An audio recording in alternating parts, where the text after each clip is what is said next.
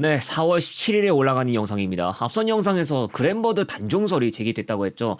기아는 단산하겠다고 오피셜로 전한 적이 단 한 번도 없다는 점을 주의해 주시고, 수입버스를 좀 해야 한다고 댓글 남기신 분들이 있어서 다시 강조해야겠지만, 지난해 수입산 버스와 관련한 에피소드를 다루면서 이야기를 남겼다시피 공급망이나 정비 문제 때문에 관리하기가 쉽지 않다는 말을 했죠.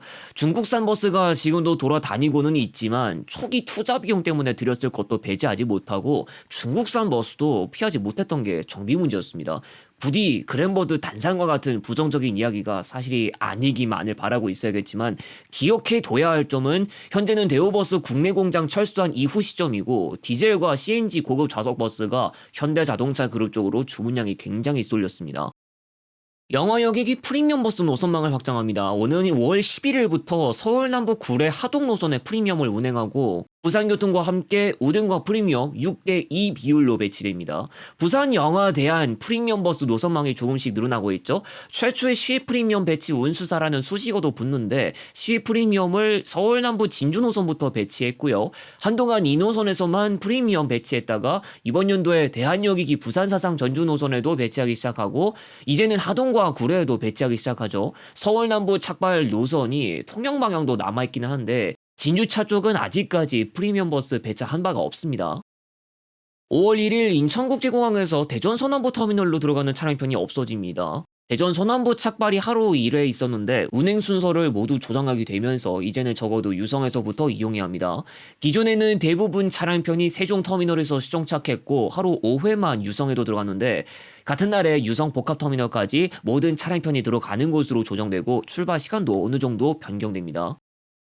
전국 장애인 이동권 연대 강원지부를 비롯한 장애인단체가 버스 업계를 상대로 소송전에 나섰습니다. 단체들은 지난 16일 춘천지법 강릉지원 앞에서 기자회견을 열고, 장애인들도 버스 타고 이동할 수 있는 세상을 만들기 위해 차별 구제 소송을 제기하겠다고 하면서 휠체어를 탄 사람을 태워주는 시외버스나 고속버스가 전국에 단 한 대도 없다고 밝혔습니다. 재판부에는 장애인 이동권 보장을 위한 판결을 촉구하고 장애인 탑승 가능 버스 전체 노선 도입, 버스 회사들의 공식 사과까지 요구했습니다. 강원 지역에서는 2019년부터 그렇게 길지 않은 시간 동안 서울 경북 강릉 노선에 휠체어 일반 고속이 운행된 적이 있었죠. 하지만 2023년 보도를 통해서 문제점이 지적됐습니다. 서울 경북 강릉 노선에서 2019년 10월 28일부터 2021년 6월까지 누적 탑승 인원을 집계한 결과 5명만 이용했던 것으로 나타났죠. 서울 경북 부산 노선은 강릉 쪽 노선보다 실적이 심각했고 있으나 마나 수준이었습니다. 휠체어 버스가 운행됐을 당시 사전에 휠체어 리프트 설치 개조 작업을 진행했고 별도 기사 교육까지 진행해야 해서 운수사 내부에서 불만이 나왔습니다. 전국 버스 운송 사업 조합 연합회에서 현실을 지적했는데, 휠체어 승객이 타면 일반 5석, 우등 3, 4석 정도를 쓸 수 없고, 리프트가 고장나면 부품이 없어서 제때 수리하기도 쉽지 않다면서 휠체어 리프트 개조 작업을 진행한 이후 틈새로 찬바람이 새어 들어와서 승객들로부터 불만이 접수되기도 했다고 밝혔습니다. 개조 작업을 했던 차량 대수가 너무 적기도 했던 거 사실이지만 탑승 인원 실적이 처참했던 것도 절대 부정할 수 없죠. 철도가 잘 통하지 않는 구간이나 지역도 크게 다르지 않았습니다. 쓰라고 시설을 마련했는데도 불구하고 안 쓴다면 소용이 없는 법이에요. 이걸 다른 모빌리티 서비스와 같은 존재라도 나와서 채워져야 하는 게 아닌가 싶기도 한데, 전국적인 소송전을 예고한 이번 상황이 어떻게 전개될지 지켜봐야겠습니다. 해운대 시외버스 정류소가 센트로 푸르지오 상가 앞으로 이전할 계획이었으나 결국 주민들이 반발하면서 무산됐습니다. 아파트 주민들은 어린이 교통 안전 등을 이유로 집회도 열면서 강하게 반대해왔습니다. 해운대구는 도시철도 중동역 인근으로 자리를 옮길 것을 권고했지만 운영사 측은 해운대 해수욕장과 구남로 상권에서 떨어질 경우 매출 감소가 우려된다며 난색을 표한 것으로 알려졌습니다. 앞서 이 정류소는 코렐과의 임대차 계약을 종료했는데 10년새 3배 이상 오른 임대료가 부담됐던 것으로 전해지고 있습니다. KNN의 취재 수첩에서 밝힌 바에 따르면 운영사 측에서는 인근 부지 3곳 정도를 새로 검토했는데 주민 반대가 있을까 공의조차 못하고 있었고, 해운대구에서는 운영사 측이 제시한 부지 모두 불가능하다고 전했습니다. 운영사는 해운대구가 권고하고 있는 중동역 이전을 해야 한다면 사업을 접겠다는 입장도 표하는 한편, 현 터미널 부지의 주인인 국가철도공단에 철거 시한 연장을 요청할 계획입니다.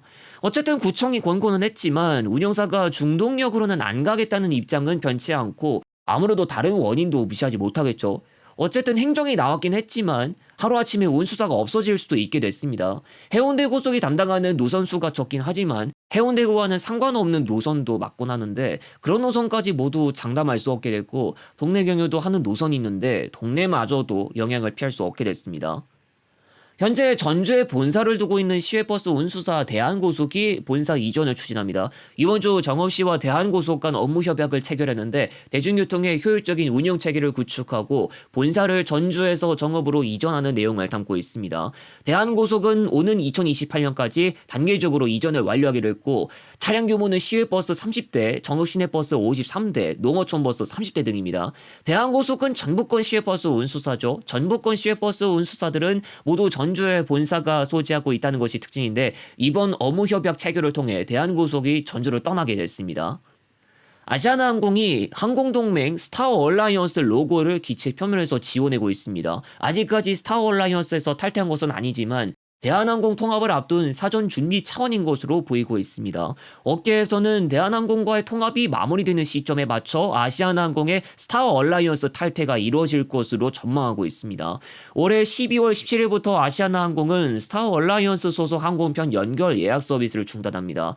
한편 업계에서는 국내 스타어얼라이언스 공백이 장기화될 것으로 보고 있는데 현재 가입을 희망하는 항공사로 알려진 티위항공, 에어프레미아 등이 항공기 규모나 국제선 네트워크, 재무, 서비스 레벨 등 가입 요건을 충족하기 쉽지 않은 것으로 전해지고 있습니다.